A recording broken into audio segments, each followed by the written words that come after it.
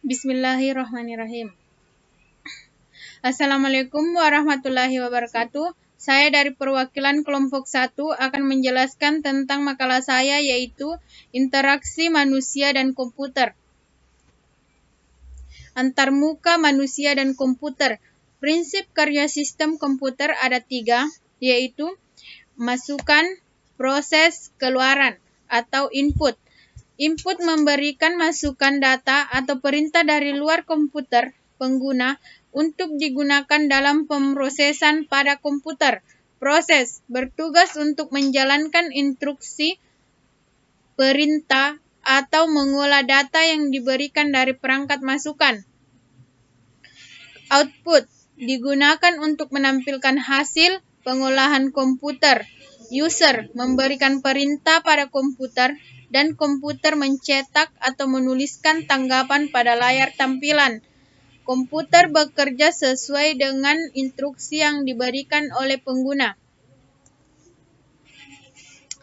Interaksi manusia dan komputer atau biasa disingkat IMK merupakan komunikasi dua arah antara pengguna atau user dengan sistem komputer yang saling mendukung untuk mencapai suatu tujuan tertentu.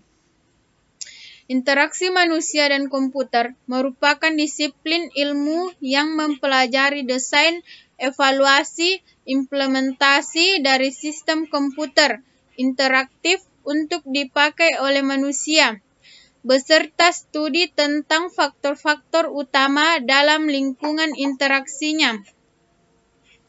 Tujuan utama IMK itu membuat sistem yang lebih berguna, aman, produktif, efektif, efisien, fungsional, meningkatkan interaksi antara manusia dengan sistem komputer.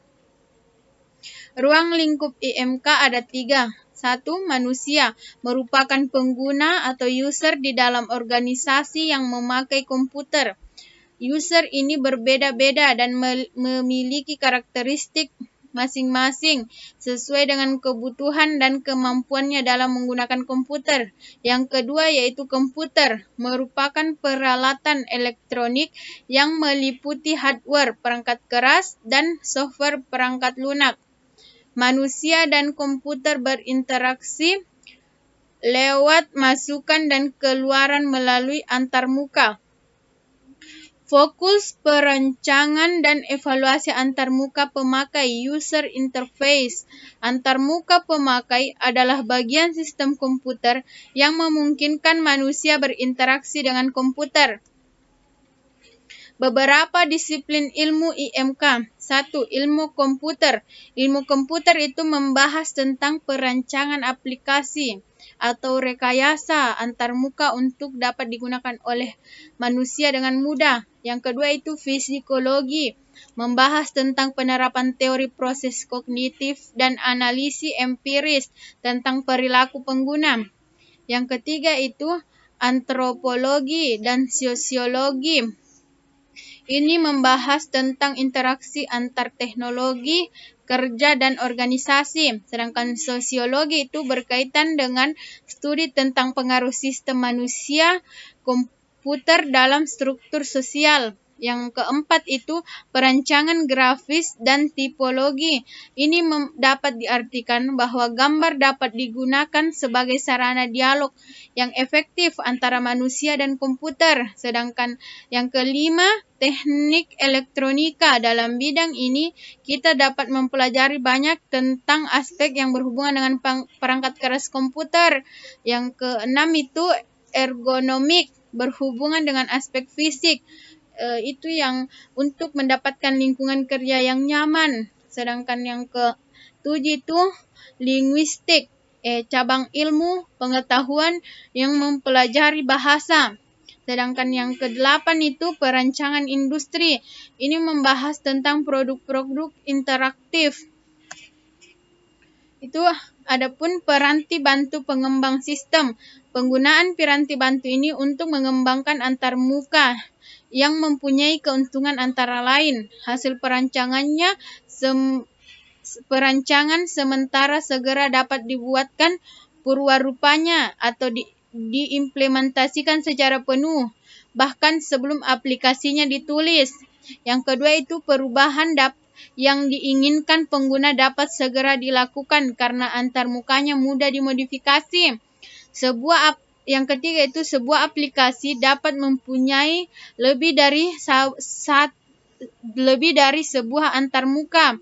Sejumlah aplikasinya yang berbeda dapat mempunyai antarmuka yang konsisten karena mereka dibangun dengan menggunakan piranti bantu yang sama. Yang kelima itu memberikan wajah yang unik atau sentuhan khusus kepada program aplikasi yang akan dibangun. Yang keenam itu memungkinkan sejumlah ahli bekerja sama untuk memberikan kontribusinya, misalnya ahli grafis, psikolog, ahli kognitif, maupun spesialis human faktor. Program antarmuka menjadi mudah ditulis dan lebih ekonomis untuk dipelihara. Satu, yaitu program antarmuka menjadi lebih terstruktur dan lebih modular karena sudah dipisahkan dari aplikasinya. Yang kedua itu program antarmuka lebih bersifat dapat digunakan kembali karena piranti bantu menggabungkan bagian-bagian yang sama. Ketiga itu kehandalan antarmuka menjadi lebih tinggi karena program itu dibangkitkan secara otomatis dari tingkat spesifikasi yang lebih tinggi. Sedangkan yang keempat itu spesifikasi antarmuka menjadi lebih mudah diungkapkan, divalidasi, dievaluasi, dan dimodifikasi. Yang kelima itu ketergantungan piranti diisolasi di dalam piranti bantu sehingga antarmukanya lebih mudah diport ke berbagai aplikasi pada lingkungan yang berbeda. Strategi pengembangan antarmuka. Secara garis besar, pengembangan antarmuka perlu memperhatikan beberapa hal.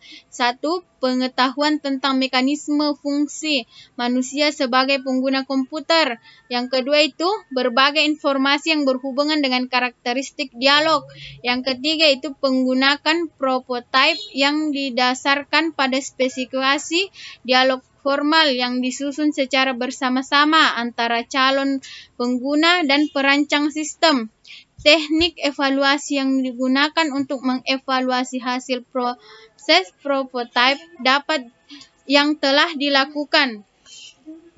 Terima kasih, itulah tadi penjelasan dari saya tentang interaksi manusia dan komputer. Kurang lebihnya mohon dimaafkan. Assalamualaikum warahmatullahi wabarakatuh.